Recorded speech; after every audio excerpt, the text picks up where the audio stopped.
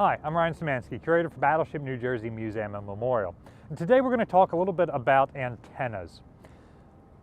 Despite being large capital ships, the U.S. Navy had trouble finding room for all of their antennas on both Essex-class carriers and Iowa-class battleships over the years. Even by the end of World War II, new electronics that were being added, such as the various types of air, surface search, and height-finding radars, of which you often want to have duplicates of some, radio antennas, and IFF transponders, and radio jammers, and all of these other things that need to go high up in the ship, there just wasn't much room for. Iowa-class battleships are pretty large, but they've got fairly narrow superstructures. And if you think the Iowas don't have much, well, the island of an aircraft carrier is even worse. And aircraft carriers traditionally are supposed to have flat decks so that airplanes can land on them. So even having things on the edges of the deck, such as this radio transmitting whip antenna behind me, could be an issue when an aircraft is landing. We're right around where the two-wire is, where aircraft would be trying to catch on landing.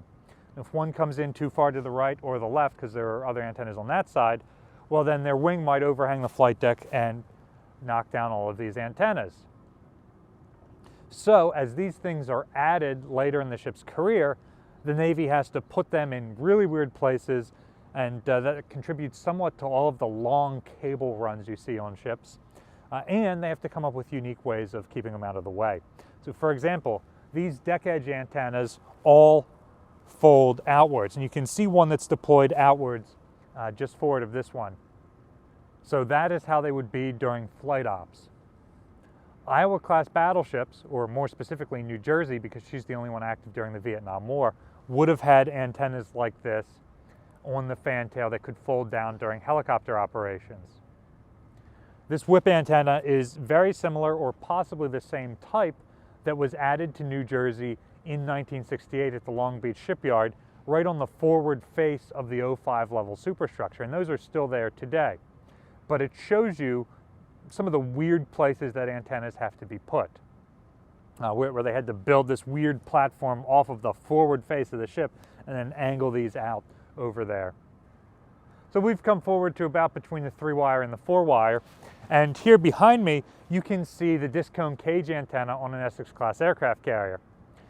Notice how it is built on a sponson that sticks way far off the side of the ship so that it doesn't interfere with all of the other antennas around it.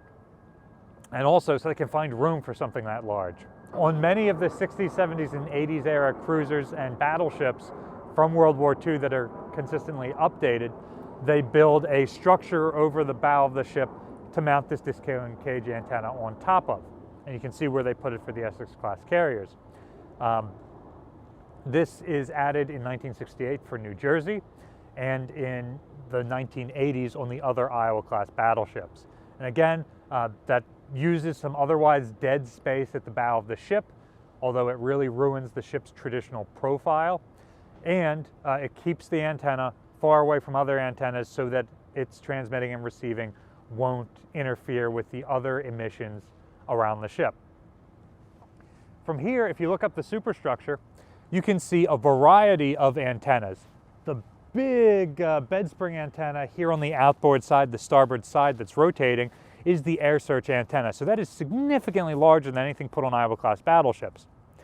For obvious reasons, it's more important that aircraft carriers have good air search than Iowa-class battleships. So they can track way more targets and especially friendly aircraft for fighter direction than an Iowa-class battleship can. Notice how that is built on a tripod coming out of the side of the superstructure there. On the opposite side, how there's a big platform with that height-finding radar. Iowa-class battleships would have had that sort of oversized dish on the tripod mast built around the aft funnel at various points during their career, primarily the 1950s. And then you can see, rotating on the forward face of the mast, the surface search radar. So that is similar to what an Iowa-class battleship would have. Looking up at the very top of the mast, you see that there is a set of cross arms, and each one has a pole coming up out of the top.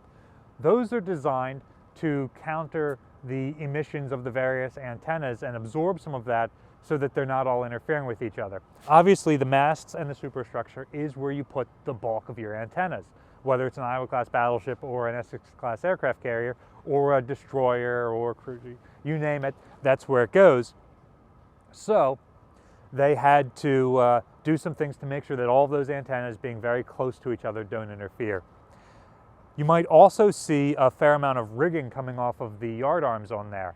There's some that goes straight down that's straight up rigging for raising signal flags, but a lot of it comes back from the mast. Those are radio antennas that are being run. Iowa-class battleships have this between their foremast and their main mast built around the funnel. What's the weirdest place you've ever seen an antenna mounted on a ship? Let us know in the comment section in the description down below. I think the disc cone cage antenna on the bows of American battleships and cruisers is pretty weird, but sticking it all the way out the side of a ship like this is also not what I was expecting to see. Battleship New Jersey receives operating support from the New Jersey Department of State, also from a number of other businesses and private individuals like yourselves. We really appreciate your support. Consider supporting USS Hornet, which allowed us to film on board today. Their information is linked in the description below. You can support Battleship New Jersey by liking, sharing, and subscribing so more people find out about us and our museum. Thanks for watching.